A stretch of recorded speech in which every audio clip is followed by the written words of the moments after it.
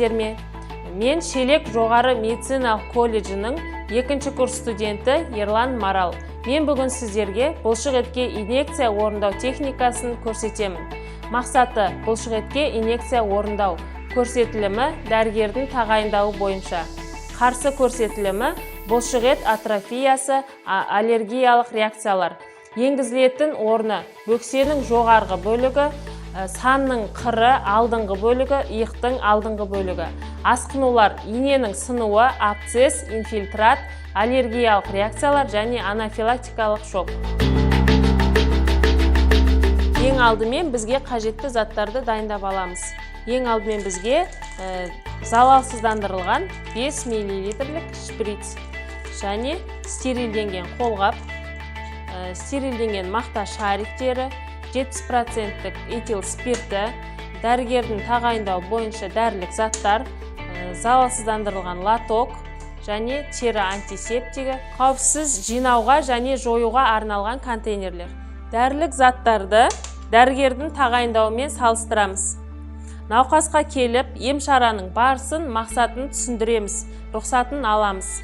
Науқасқа қалыпты жағдай беріп, инъекция орындайтын жерді анықтаймыз.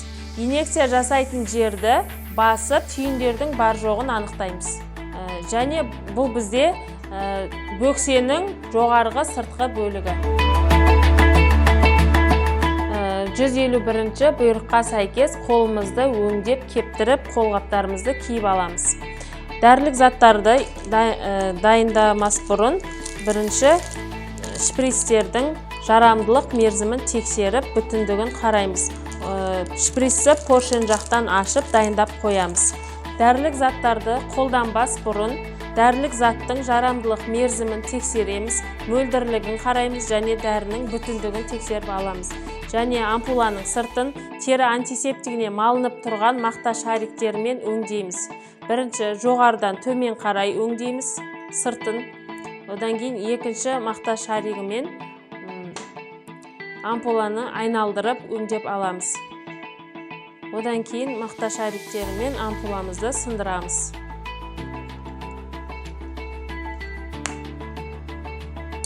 Тастаймыз.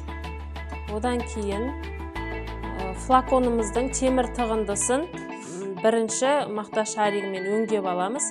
Екінші мақта шаригімен флаконның резеңке тығындысын өңдейміз.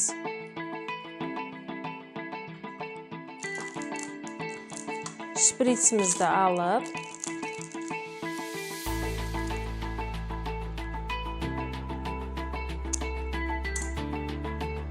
ампуланы сол қолымыздың екінші, үшінші саусағының арасына қойып, иненің қиындысын жоғары қаратып, дәрілік затты сорып аламыз.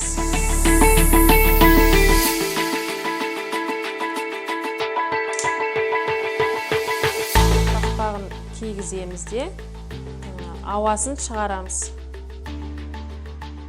Одан кейін сұйықтықты флаконға енгіземіз.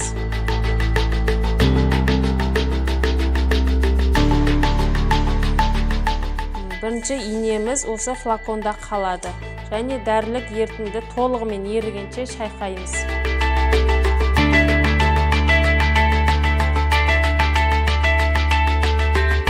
Одан кейін дәрімізді тік ұстап, осылай шприцке сорып аламыз.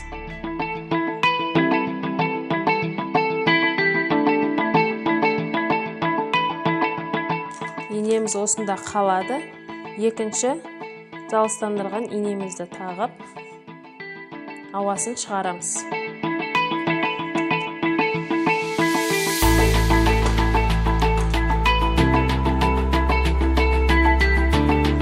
Енді бізге спиртке малынып тұрған 3 мақта шаригі керек.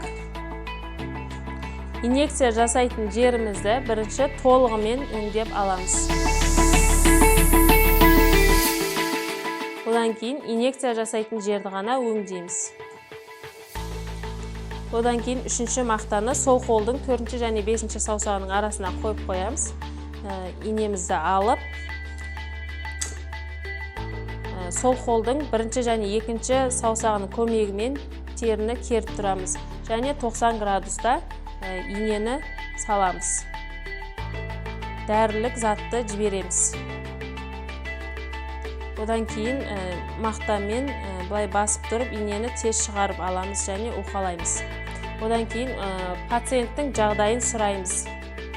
Қолданылған заттарды қауіпсіз жинауға және жоюға арналған контейнерге тастаймыз. Осымен бұлшық етке инъекция орындау техникасын аяқтаймыз. Назарларыңызға рахмет.